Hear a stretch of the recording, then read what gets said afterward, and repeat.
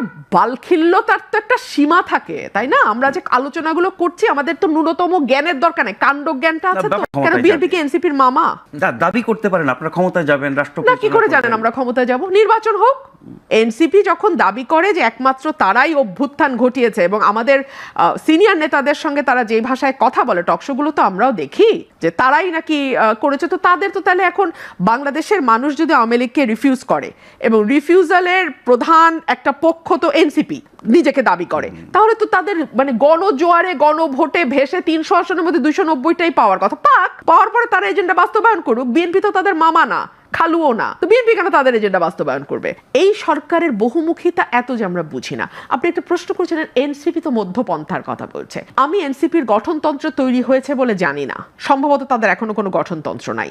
তারা ঠিক কোন আদর্শের উপর ভিত্তি করে রাজনীতি করতে যাচ্ছে সেটাও কিন্তু আমরা জানি না। আমরা তাদের রাজনীতিটা পুরোটাই দেখেছি আওয়ামী লীগ কেন্দ্রিক। আওয়ামী লীগকে ব্যান্ড করো, আওয়ামী লীগের মানে সব পুরোটাই আওয়ামী লীগ কেন্দ্রিক। এর বাইরে তারা মানুষকে কি দেবে, তারা কি ডেলিভার করবে আমরা জানি না। তাদের দুটো দাবি, একটা হচ্ছে আওয়ামী লীগ নিষিদ্ধ করো, আরেকটা হচ্ছে বিএনপি কে দিয়ে সব সংস্কার, মানে বিএনপি যাতে তারা যা বলবে মামাবাড়ির যত আবদার আছে বিএনপি সবগুলোর সাথে তাল মিলিয়ে যাবে। এই হচ্ছে তাদের দুটো, মানে এখন পর্যন্ত মেইনলি তাদের এই দুটো জিনিস আমি দেখছি। তো এই দুটো আবদারের মধ্যে তাদের গঠনতন্ত্র কি, আদর্শ কি, তারা কি করতে চায়, তারা মানুষকে কি দেবে, তারা যদি আগামীতে রাষ্ট্র ক্ষমতা আসে। দেখুন নাজমুল ভাই, প্রতিটা দল কিন্তু নির্বাচনে যায় জিতবার জন্য, হারবার জন্য কোনো দল নির্বাচনে যায় না। সুতরাং প্রতিটি দলের একটা প্ল্যান থাকতে হবে যে আমরা ক্ষমতায় গেলে কি করব।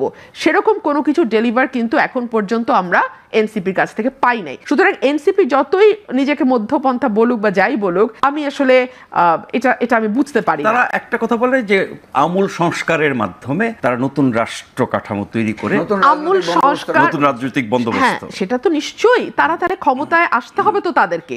তারা যে বন্দোবস্তের কথা বলছে এটা তো তাদের এজেন্ডা। এই এজেন্ডা বাস্তবায়ন তো তারা আরেক দলের উপর ভর করে করতে পারবে না। এই এজেন্ডা তাদেরকেই বাস্তবায়ন করতে হবে, এটা তাদের এজেন্ডা। ফর এক্সাম্পল 31 দফা বিএনপির এজেন্ডা, এখন কি বিএনপি এনসিপি কে বলবে তুমি এগুলা বাস্তবায়ন করো?